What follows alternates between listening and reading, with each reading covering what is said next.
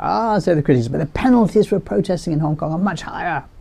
And that's actually the opposite of the truth. Let me give you just one shocking example. In the US, making and throwing Molotov cocktails or petrol bombs can get a protester 20, 30, 40, 45 years in prison. This man got 20 years without chance of parole. In Hong Kong, vast numbers of people who did exactly that got no punishment at all. Do you know what the most common prison sentence for arrested Hong Kong protesters was? It was 0 days, 0 hours, and 0 minutes. That's because about 3 out of 4 arrested protesters in Hong Kong were not prosecuted, given the amount of brainwashing young people had received.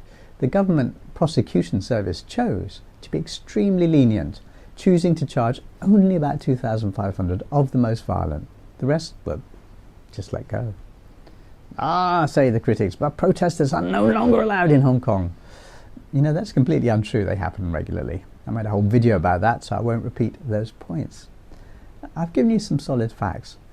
Now, let's admit that the official narrative pushed by way too many Western politicians and media outlets is that the US is the land of the free, and Hong Kong is practically a police state.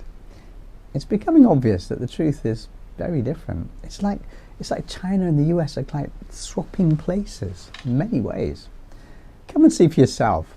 Come to Hong Kong, come to see mainland China.